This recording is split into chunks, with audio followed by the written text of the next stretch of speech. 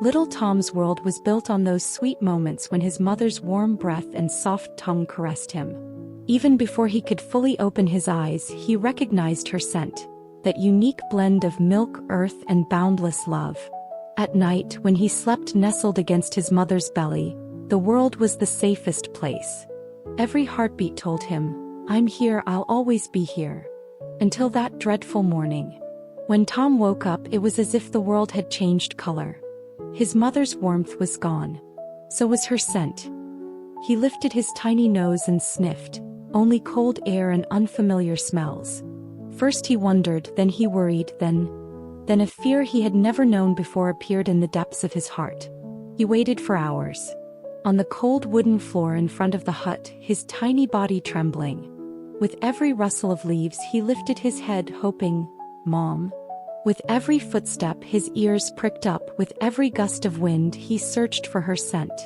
But even when night fell, his mother did not come. The second day was even harder.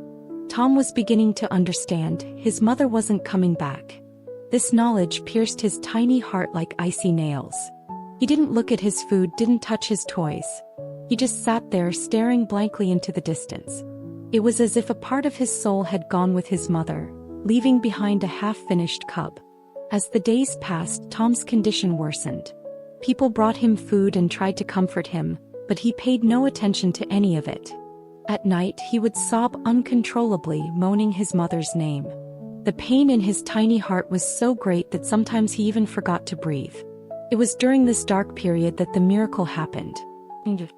He wasn't even 6 months old yet. A tiny baby with rosy cheeks, blue eyes, and the purest smile in the world. When his mother brought him to Tom, Tom initially pulled away. He didn't want to break his heart again. But Angel was different. When she reached out her tiny hands to Tom, she wasn't afraid. On the contrary, she was smiling. And in that moment, the first glimmer of light appeared in Tom's frozen heart. When Angel's hands touched Tom's fur, it was like an electric shock. But not a painful one. The kind that warms, comforts, and says, "Don't worry, I'm here." For the first time, something other than sadness flashed in Tom's eyes. Surprise and perhaps even hope. From that day on, the two became inseparable.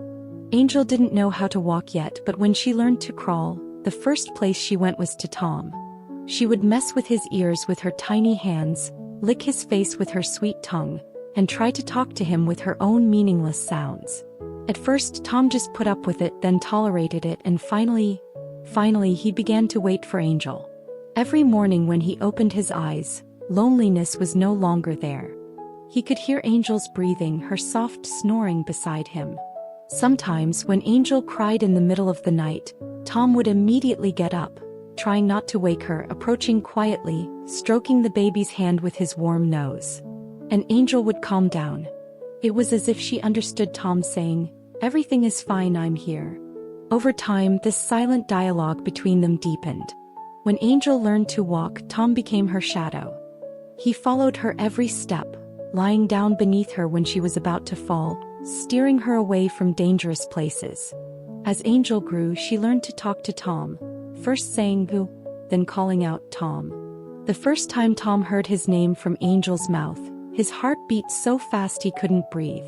Someone calling him not just dog, but Tom, reminding him he had a name and identity. This was the first real happiness he had felt since the day he lost his mother.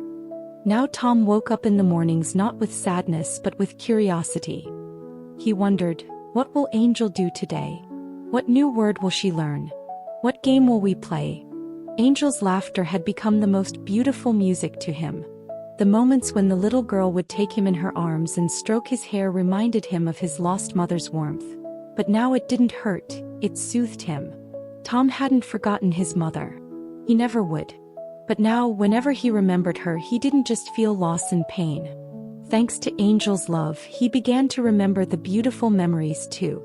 How his mother had protected him, how she had loved him. And now he was protecting Angel the same way, loving her. Maybe his mother had gone to bring him together with Angel. Maybe that's what love was like. When it left one place, it came from another. Tom was starting to believe that.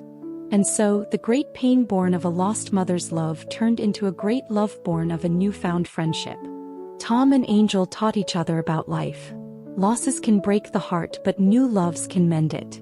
Every night when they slept together, Angel slipping her tiny hand into Tom's fur, Tom lying beside her in a protective stance. They both knew that true friendship is the world's greatest healing power.